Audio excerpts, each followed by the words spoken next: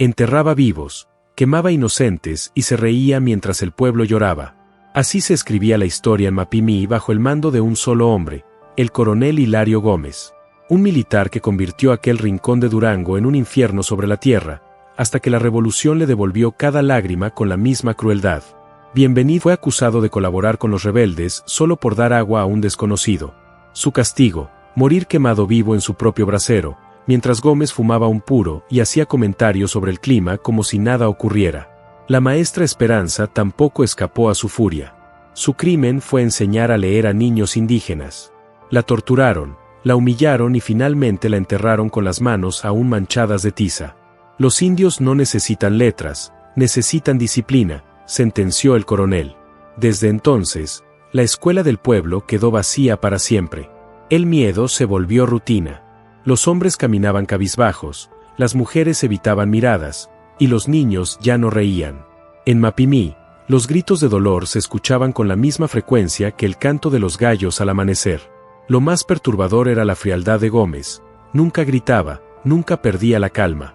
Ordenaba torturas con la misma tranquilidad con la que pedía café.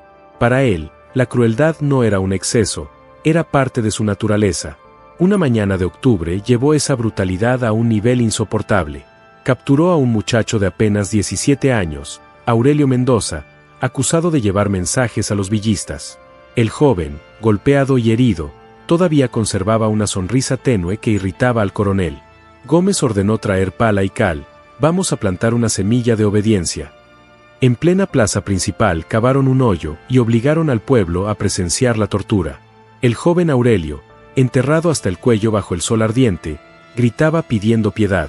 Su voz se escuchaba por todas las calles, pero nadie podía ayudarlo. El coronel, sentado en una silla especialmente puesta frente a la escena, bebía limonada con total calma. ¿Ven qué fácil es morir cuando se juega con fuego? ¿Ven cómo la tierra se traga a los traidores?, preguntaba a los vecinos obligados a mirar. Las horas pasaron, y la agonía del joven se prolongó hasta que exhaló su último aliento. Gómez entonces se levantó, sacudió el polvo de su uniforme y dio la orden: déjenlo ahí, que se pudra, para que no se les olvide lo que pasa con los traidores. Entre la multitud estaba su hermana, Rosa Mendoza. No gritó, no lloró, solo apretó los puños y juró en silencio que algún día haría justicia. Esa misma noche, se acercó al hoyo donde su hermano aún estaba y le susurró: no te voy a vengar, hermanito, te voy a hacer justicia. Te lo juro por la Virgen de Guadalupe. Ese juramento no se perdió en el viento. 3 días después, en Chihuahua, en una cantina llamada El Último Trago, un anciano ciego llamado Lázaro Hernández llegó hasta donde Pancho Villa revisaba mapas con sus generales. Villa lo miró y supo de inmediato que aquel hombre no traía simples rumores, sino noticias que podían cambiarlo todo. La historia del coronel Gómez había llegado a oídos del Centauro del Norte. Y vengo porque mi hijo está enterrado en Mapimí, en una fosa que cavó el mismísimo diablo, dijo el anciano con voz quebrada. La cantina entera se quedó en silencio. Los generales de Villa intercambiaron miradas rápidas, como si todos supieran que lo que venía no sería fácil de escuchar. Villa, que hasta ese momento había permanecido recostado en su silla, se inclinó hacia adelante. Con los codos sobre la mesa, estudió cada arruga en el rostro del viejo ciego. No hablaba cualquier campesino. Se trataba de un hombre que había visto demasiado dolor y que había recorrido desiertos enteros para llegar ahí. Cuénteme todo, don Lázaro, desde el principio, ordenó Villa con tono firme. El anciano respiró hondo, como quien se prepara no solo para hablar, sino para revivir un infierno. Mi Aurelio era un muchacho bueno, general, trabajador, obediente, respetuoso. Lo único que hacía era llevar cartas a su novia en San Pedro, cartas de amor, nada más. Pero el coronel Gómez dijo que eran mensajes para los villistas. Villa sintió un escalofrío. El nombre Hilario Gómez no le era ajeno. Había oído rumores en el norte, historias de crueldad tan absurdas que parecían inventadas. Pero los rumores, cuando se repetían demasiado, solían tener un fondo de verdad. ¿Hilario Gómez?, preguntó con el ceño fruncido. Ese mismo, general, ese hijo de la mala madre que se cree Dios en la tierra. Fierro, que estaba a un costado, escupió con desprecio. Él también conocía la fama de aquel coronel. Entre los federales se corría su nombre como el de un verdugo que no necesitaba motivos para matar. ¿Qué le hizo a su muchacho?, Don Lázaro? Preguntó Villa con voz grave. El anciano tardó en responder. Sus manos temblaban sobre el sombrero de palma que sostenía en el regazo. Y entonces las palabras salieron pesadas, como piedras cayendo en un pozo sin fondo. Lo enterraron vivo en la plaza, general. Lo cubrieron con cal viva, para que muriera despacio, mientras el coronel se tomaba su limonada y se reía. 4 horas tardó mi Aurelio en morir. 4 horas gritando, pidiendo agua, pidiendo perdón por pecados que no había cometido. Villa cerró los puños. Los nudillos se le pusieron blancos. A su alrededor, nadie se atrevió a decir una palabra.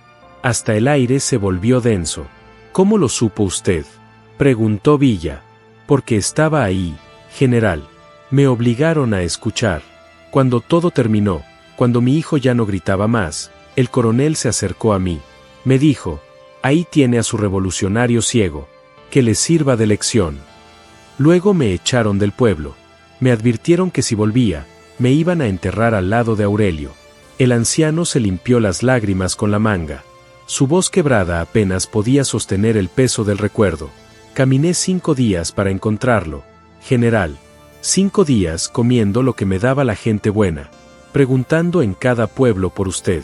Porque la gente dice que usted hace justicia, cuando el gobierno hace cochadas. Villa se levantó lentamente. Caminó hasta la ventana y miró la calle polvorienta, donde unos niños jugaban con una pelota improvisada, ajenos al dolor del mundo adulto. Sin voltear, preguntó: ¿qué más sabe de ese coronel? Que es una bestia con uniforme, general. Que disfruta el sufrimiento como otros disfrutan la música. Tiene atemorizado a todo Mapimí. Las madres esconden a sus hijos cuando lo ven venir. ¿Y cuántos hombres tiene bajo su mando? 30, quizás, respondió el ciego. Pero el miedo es su ejército más grande. Con eso controla a todo el pueblo. Nadie se atreve a levantarse. Villa regresó a la mesa. Sirvió un vaso de tequila, lo bebió de un trago y se limpió la boca con el dorso de la mano. Su decisión estaba tomada. Mañana mandas 2 muchachos a Mapimí, ordenó a Fierro. Que se hagan pasar por vendedores ambulantes. Quiero que investiguen todo, el fuerte, las costumbres del coronel, cómo se mueve, con quién habla. Todo. Sí, general, respondió Fierro. Villa volvió hacia el anciano. Don Lázaro, usted se queda aquí como mi huésped. María, la cocinera, le va a dar comida y cama limpia. Y cuando regrese de Mapimí, le voy a contar cómo le hice justicia a su muchacho.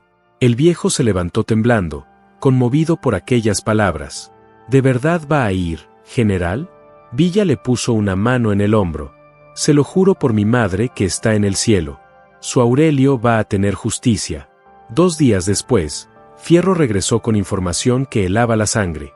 Los espías habían confirmado lo que muchos sospechaban: Mapimí no era un pueblo, era un infierno. Y el coronel Gómez no era un militar, era un verdugo que mataba por placer. Es peor de lo que imaginábamos, general, dijo Fierro en privado. Ese cabrón no mata por necesidad, mata porque le gusta. Villa no respondió. Pasó 2 días enteros en silencio. Apenas probaba bocado y dormía en ratos cortos.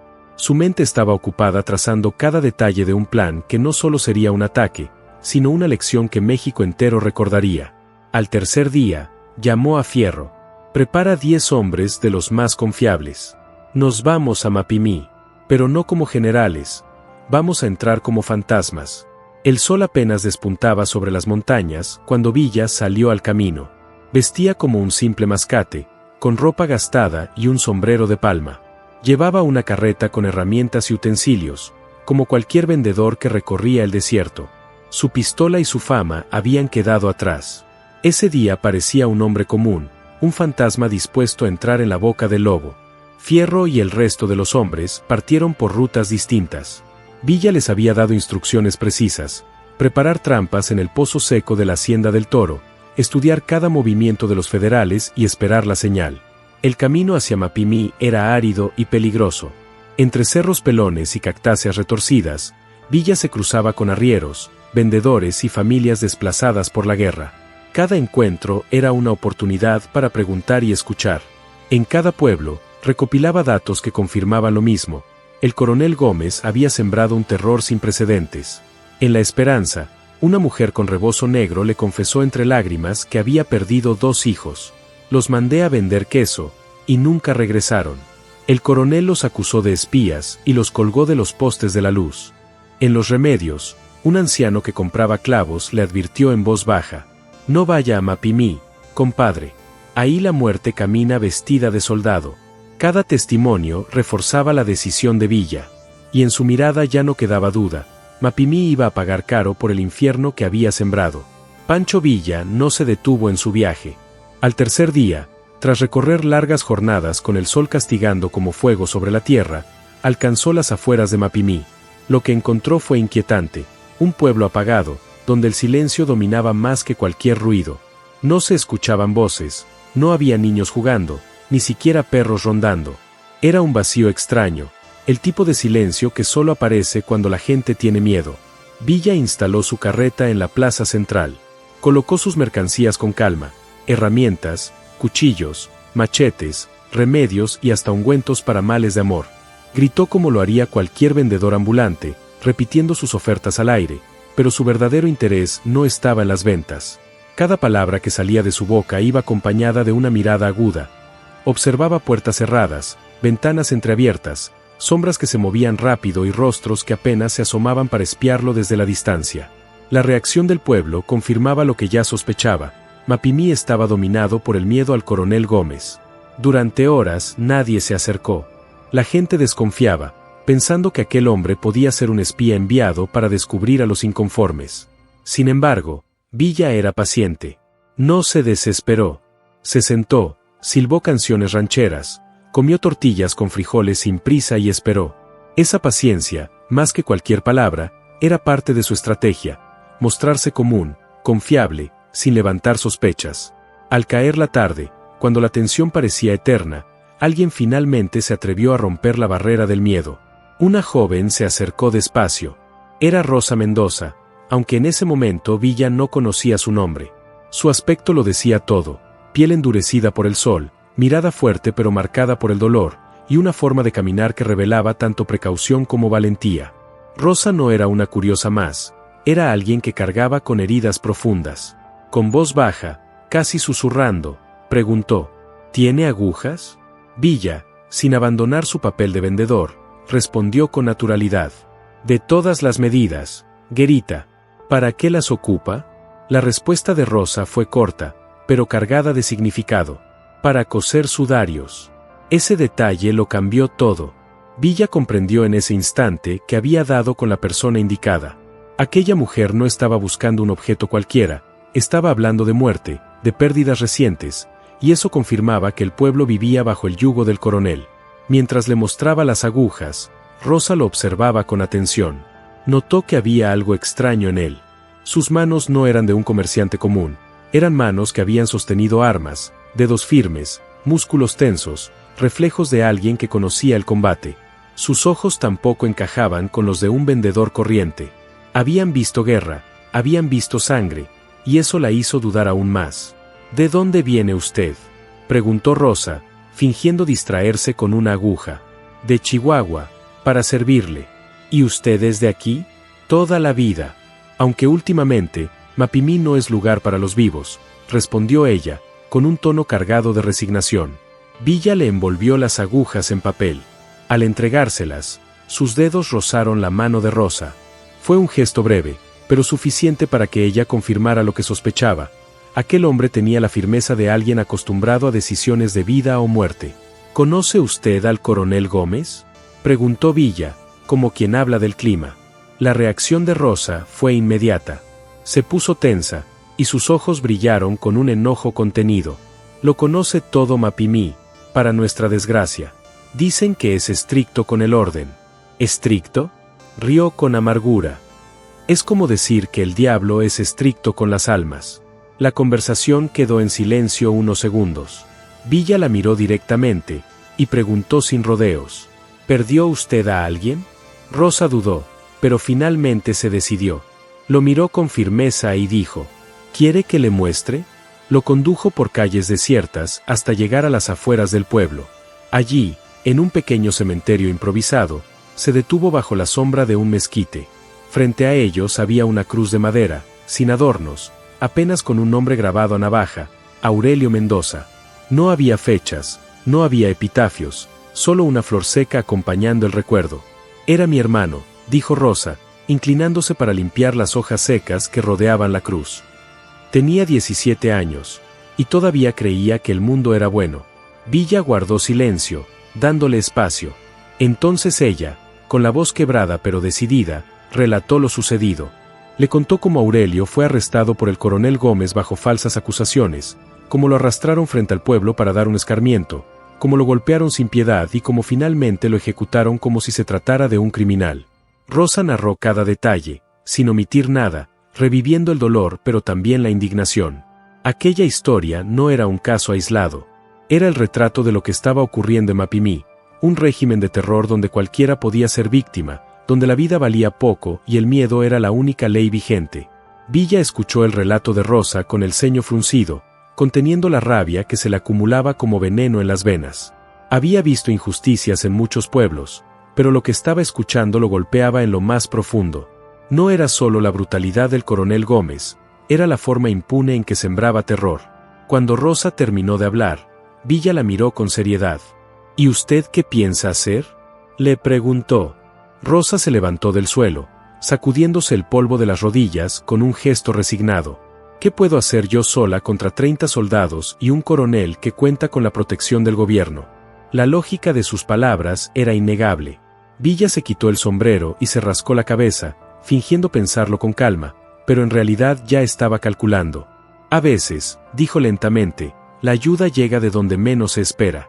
Rosa lo observó con más atención. Había algo en su manera de hablar que despertaba recuerdos. Esa voz, ese tono firme y seguro, no era el de un comerciante común. Era como escuchar las estrofas de los corridos que relataban hazañas de rebeldes. ¿Cómo dijo que se llamaba?, preguntó con cautela. Francisco, respondió él. No era del todo mentira. Ese era su nombre real, Francisco Arango, el que había tenido antes de transformarse en Pancho Villa. Rosa sintió un escalofrío y el corazón le latió con fuerza. No dijo nada, pero comprendió que estaba ante alguien distinto, tal vez ante el hombre del que tanto había oído hablar. Para desviar la atención, Rosa lo invitó con un pretexto sencillo. ¿Quiere conocer a mi madre? Ella cocina muy bien. Y usted debe tener hambre después del camino. Villa aceptó. La acompañó por callejones polvorientos hasta llegar a una casa pequeña de adobe. En el patio crecían nopales y una higuera que ofrecía sombra. Allí lo esperaba la madre de Rosa, una mujer mayor, con la piel arrugada por el sol y el rostro endurecido por el dolor de los años. Aún así, lo recibió con la cortesía propia de la gente del desierto. Siéntese, dijo, colocándole una silla bajo el corredor. Rosa, tráele agua fresca y unas quesadillas al señor.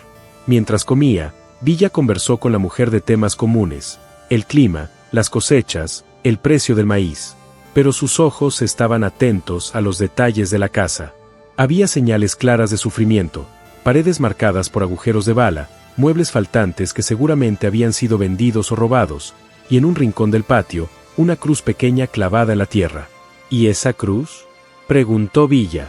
La mujer suspiró y respondió con una crudeza que lo dejó helado. Ahí enterré la lengua de mi esposo. Villa se quedó inmóvil, con la quesadilla a medio tragar. ¿Cómo dice? La anciana lo miró fijamente. Mi marido se negó a revelar dónde escondimos nuestros ahorros. El coronel ordenó un castigo atroz. Le cortaron la lengua. Perdió la capacidad de hablar y esa misma noche murió en mis brazos. Rosa regresó en ese momento con más agua y se sentó al lado de su madre. El silencio que siguió fue pesado. Villa comprendió que estaba en el centro mismo de la tragedia. Esa familia representaba lo que vivía todo el pueblo. ¿Hay otros como ustedes?, preguntó. Todo Mapimí, respondió Rosa. No hay familia que no haya perdido a alguien. ¿Y nadie ha intentado hacer algo contra los federales? La madre negó con la cabeza. Somos campesinos, señor. Sabemos de cosechas, no de guerras. Villa terminó de comer y se puso de pie. Les agradezco la hospitalidad. Pasaré la noche junto a mi carreta y mañana seguiré mi camino. Tenga cuidado, advirtió Rosa. El coronel no confía en los forasteros. Esa noche, Villa no pegó un ojo. Fingió vigilar su carreta, pero en realidad estudiaba el fuerte. Contó guardias, midió distancias, observó rutinas. Al amanecer tenía en su mente un mapa completo de la plaza militar. Al día siguiente, mientras fingía vender herramientas, aprovechó para observar de cerca a los soldados. La mayoría eran jóvenes reclutados a la fuerza, campesinos que habían sido arrancados de sus tierras. Entre ellos había uno que llamó especialmente su atención, un indígena de mirada melancólica que compraba tabaco con las manos temblorosas. ¿De qué tribu es usted, jefe?, le preguntó Villa. Tarahumara, de la sierra, respondió en voz baja. Está muy lejos de su tierra. Me trajeron a la fuerza. Mi familia está en manos del coronel. Villa lo entendió de inmediato. Aquel hombre tenía motivos para odiar. ¿Cómo se llama? Tomás. Villa se inclinó un poco hacia él. A veces los enemigos de nuestros enemigos se convierten en nuestros amigos. El indígena lo miró confundido. No entiendo. Lo va a entender, dijo Villa, cuando llegue el momento. Detrás de ese breve intercambio había una chispa que pronto prendería fuego. Tomás Valenzuela cargaba una historia tan dolorosa como la de Rosa. Su padre, un anciano curandero respetado en la Sierra Tarahumara, había sido asesinado de manera brutal. Los federales lo quemaron vivo por negarse a entregar un collar sagrado de turquesa y plata. Su hermana se quedó en Mapimí, junto con las mujeres liberadas del sótano, reconstruyendo una vida lejos del terror. Del coronel Gómez nunca hallaron el cuerpo. Algunos decían que resistió 2 días bajo el sol, otros que los coyotes acabaron con él. Los ancianos aseguraban que su espíritu aún vaga por esa planicie, gritando los nombres de sus víctimas. Años después, cuando la revolución terminó, Rosa Mendoza se casó con un maestro que reabrió la escuela del pueblo.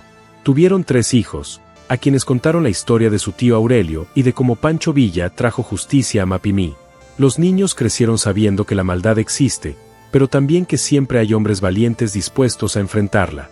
En la plaza, donde antes se abrió el hoyo de Aurelio, crece un mezquite frondoso. Nadie recuerda quién lo plantó.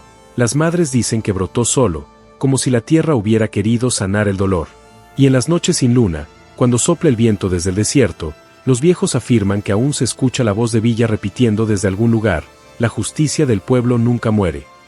El desierto de Durango guarda muchos secretos, pero este tiene un mensaje claro: la verdadera justicia no viene de papeles ni de tribunales, sino del corazón de la gente que no acepta que el mal quede impune. Así se cuenta en Parral, así se recuerda en Chihuahua, y así se transmite de abuelo a nieto, la historia del coronel que se creyó intocable y terminó siendo polvo en un desierto que nunca olvida. Porque, al final, como dicen los ancianos, el desierto es el único juez que nunca se equivoca y nunca perdona a los que hacen llorar a las madres. Afuera, la batalla casi no había durado. Los federales, sorprendidos y sin liderazgo, se rindieron o huyeron al desierto. Fierro había incendiado las barracas y el arsenal. Las llamas iluminaban la madrugada como si el sol hubiera salido antes de tiempo. Villa arrastró al coronel hasta la plaza, donde ya se reunía todo el pueblo. Rosa estaba allí, con su madre y las familias que habían perdido a los suyos. Al ver al coronel sin uniforme y con las manos atadas, algunos gritaron pidiendo su muerte inmediata. Villa levantó la mano y el silencio se impuso. Este hombre, dijo Villa con voz firme, convirtió su pueblo en un infierno. Mató a sus hijos, violó a sus hijas, torturó a sus padres. Pero la justicia del pueblo no puede ser la misma que la del tirano. No somos bestias. Cada uno de ustedes tendrá la oportunidad de hablar, y después, el pueblo decidirá su destino. Uno a uno, los habitantes de Mapimí pasaron frente al coronel Gómez. Cada testimonio era un golpe contra su arrogancia. Rosa habló primero. Relató cómo había visto a su hermano Aurelio ser enterrado vivo en la plaza, mientras el coronel bebía limonada como si fuera un espectáculo. Sus palabras desgarraron a la multitud, muchos no pudieron contener las lágrimas. Luego habló su madre, recordando entre sollozos cómo habían torturado a su esposo hasta arrancarle la lengua. Murió desangrado en sus brazos, sin poder decirle una última palabra. Después se acercó Crescencio, un anciano que había visto arder vivo a su hermano, el vendedor de elotes. Recordó cómo lo obligaron a presenciar el suplicio mientras 8 nietos quedaban huérfanos. María Escobar, madre de los jóvenes colgados por silbar la Adelita, habló con un rebozo negro en la cabeza. Describió a sus hijos como si todavía estuvieran vivos, con sueños, travesuras y planes de casarse. Este hombre me los quitó por un simple silbido, murmuró. Luego, Esperanza González mostró una Biblia manchada de sangre y los últimos útiles escolares de su prima, la maestra asesinada. Recordó cómo aquella mujer dedicó su vida a enseñar a los niños pobres, convencida de que la educación podía cambiar al mundo. Era una santa, y la trataron como a una bestia, dijo entre sollozos. Por último, Tomás habló en su lengua tarahumara, con rabia contenida. Aunque muchos no entendieron sus palabras, todos comprendieron el dolor y la furia en su voz. Tomás habló en tarahumara. Su voz tenía un ritmo casi musical, cargado de ira y tristeza, creciendo en intensidad con cada palabra. La mayoría no entendía el idioma, pero no era necesario. El dolor se transmitía por la fuerza de su voz, por la forma en que su pecho vibraba con cada frase. Cuando terminó, tradujo al español. Mi padre era el guardián de la sabiduría de nuestros ancestros. Murió protegiendo la memoria de mi madre. Este hombre no mató solo a una persona, mató 1000 años de tradición. La multitud quedó en silencio. Durante todo el juicio popular, el coronel Gómez no levantó la vista del suelo. No mostró arrepentimiento, ni pidió perdón, ni siquiera trató de justificarse. Su mutismo era su confesión más clara, sabía exactamente lo que había hecho y no le importaba. Cuando el último testimonio terminó, Villa se subió a una piedra para que todos pudieran verlo. «Han escuchado los crímenes», gritó. «Ahora, ¿qué dice el pueblo de Mapimí? ¡Que muera!», gritó alguien desde el fondo. «Que lo quememos como él quemó a los nuestros», rugió otro. «Enterrémoslo vivo», clamó una mujer con furia. Pero Rosa se adelantó, levantó la mano y pidió silencio. «General Villa», dijo con voz firme, «usted nos prometió justicia, no venganza. ¿Cuál es la diferencia?». Villa sonrió. Era la pregunta que había esperado. «La venganza es caliente», respondió. «Te quema por dentro y te convierte en lo mismo que odias. La justicia es fría, pero permanece para siempre». Se acercó al coronel, lo obligó a ponerse de pie y continuó. «Este hombre va a pagar por sus crímenes, pero no vamos a convertirnos en bestias para hacerlo. Le daremos lo mismo que él dio a ustedes, tiempo para reflexionar antes de morir». Ordenó traer 2 caballos y una pala. Montó al coronel en uno, con las manos atadas, y él mismo tomó el otro. Tomás pidió acompañarlos, y Villa aceptó. Cabalgaron durante horas hasta llegar a una planicie desierta, donde no crecía nada y el silencio era absoluto. Allí, Villa desmontó y entregó la pala a Gómez. «¿Cabe mi propia tumba?», preguntó el coronel. «Su lugar de reflexión», corrigió Villa. Gómez se empezó a cavar. Sus manos, acostumbradas a la comodidad, pronto se llenaron de ampollas bajo el sol abrasador. Villa y Tomás lo observaron en silencio desde la sombra de sus caballos. Cuando el hoyo alcanzó la altura del pecho de un hombre, Villa ordenó: «Métase». Por primera vez, Gómez vaciló. «¿Me enterrará vivo?». «Le daré tiempo para pensar en cada vida que destruyó, en cada lágrima que provocó, en cada madre que dejó sin hijos», respondió Villa. El coronel descendió al hoyo. Villa empezó a cubrirlo de tierra hasta dejar solo su cabeza expuesta bajo el sol. A un lado, colocó una cantimplora, fuera de su alcance. Podrá verla y olerla, pero no tocarla. «Como hizo usted con Aurelio», le explicó Esperanza. Villa y Tomás montaron de nuevo y se alejaron sin mirar atrás. El desierto, como tantas veces antes, se tragó los gritos del hombre. Al volver a Mapimí, encontraron el pueblo transformado. El fuerte había sido destruido por las explosiones, las barracas ardieron hasta convertirse en cenizas, y los sobrevivientes federales huyeron a Torreón. Sin embargo, cayeron en las trampas que Villa había preparado en el camino, 30 soldados muertos, incluyendo un mayor y 2 capitanes. Los que regresaron a Torreón hablaban de fantasmas que surgían en el desierto y aniquilaban a los hombres del gobierno. Villa reunió a los habitantes. «Se acabó», anunció. «Mapimí está libre». Rosa se le acercó. «¿Y el coronel?». «El desierto lo está juzgando», respondió Villa.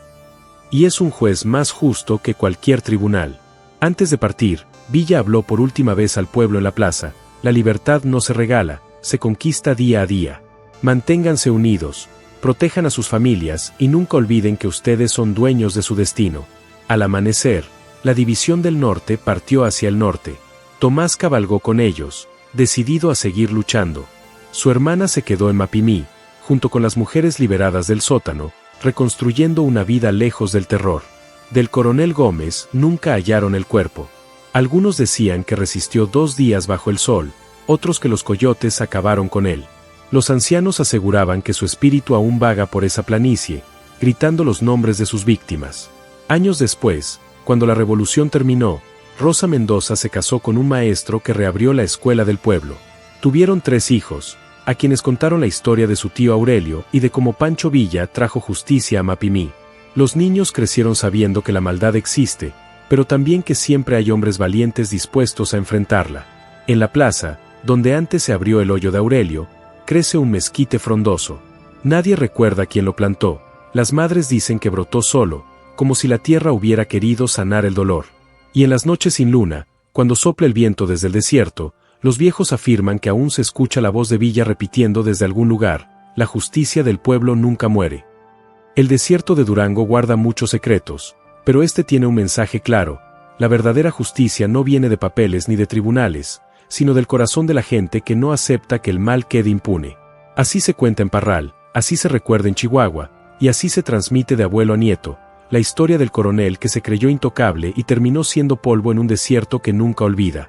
Porque, al final, como dicen los ancianos, el desierto es el único juez que nunca se equivoca y nunca perdona a los que hacen llorar a las madres.